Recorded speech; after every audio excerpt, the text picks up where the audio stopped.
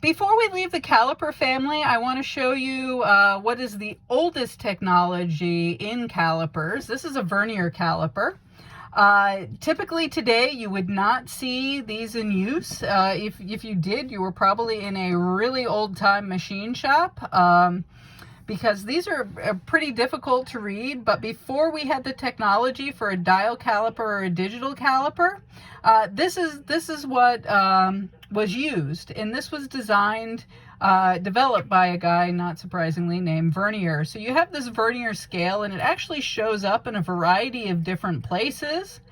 And how this works and why this is so difficult to read is you have to figure out which line most closely aligns with another line on here. See, even trying to explain it is confusing.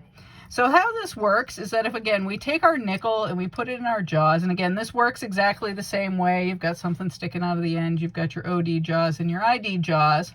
And you've actually got both scales on here. So our inch scale is at the top, and you can see there's our discrimination, 1/1000th of an inch. Our millimeter scale is down here, which is 0.05 millimeters, so 5/100ths of a millimeter. So how this works is the first thing you do is you look at your 0 point and see what number you're past. All right, so here we see our 8. They only are counting in 2s here. 9 would be here. They just haven't indicated it. And again, this is incredibly difficult to see. So you look there and you see, okay, I'm past the 8. Now, between the 8 and the 9, there's actually 4 little divisions. And when we talk about micrometers, we're going to visit this idea again. But this is pretty commonly used, is to take 1/10 of an inch and divide it into 4. So if you took 0.1 and divided it by 4, you'd come up with 0.025. So each line that you see up here, we've got 25 lines. Each of those lines is worth 1/1000th of an inch, as you see here. Okay, confused yet? All right, so what we want to do is we look at our 0 point and we say, okay, we're past the 8, but we're also past one additional little line.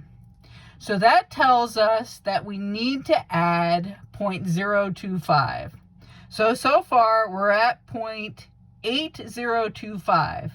Then we need to add what we find on our Vernier scale. So here's where it gets really tricky. We have to look at this scale and see which line lines up most closely here. And you're like, what? So if we look here, do any of those lines line up? And we're looking at this top line. We're looking for a top line that aligns almost exactly with the bottom line. So as we go across here, what do we see? Well, they're actually getting closer to being aligned, right? Where do we see one that's lined up? It's not quite lined up there. And again, this is really hard to do through the video camera. But if we look over here, kind of at this 15, right? You see how that's almost exactly across? Is it the 14? Maybe this one, maybe that one. And again, this is one of the problems with the Vernier scale, because you have to look and interpret. Maybe it's down further. I don't know. No, I don't think so. So if we look at this, we're trying to find the one that's most closely aligned.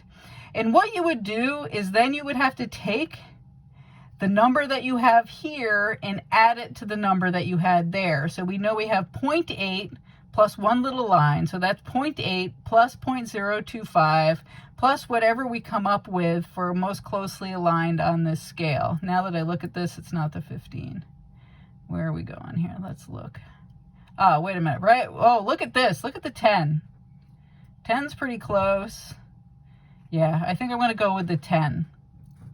See how that line is lined up here? And you want to read off of this top section. You don't want to read your numbers down here. So what we have to do is take our 0.8 plus our 0.025 for the little line that we're past here. You can see we're past one, we're not to the next one. And then where we line up here, which looks like it's our 10, So that, now you add 0.010. So overall you add 0.1 plus 0.8 plus 0.025 plus 0.010. So what does that give us? That gives us 0.835. So there we have, again, our diameter of our nickel here. So yeah, vernier calipers are really difficult to read. First, the problem is understanding the concept.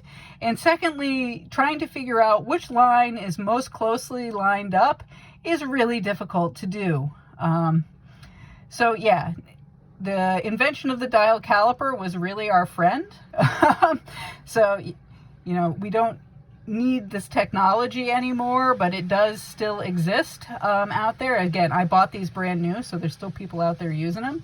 So our discrimination for this gauge, because we have both inch and metric, you need to record both of those numbers, 1/1000th of an inch and 5/100ths of a millimeter. And we're not going to go through reading the millimeter side because I think that's just going to confuse the issue even further. So there we have, there is our good old-fashioned vernier calipers.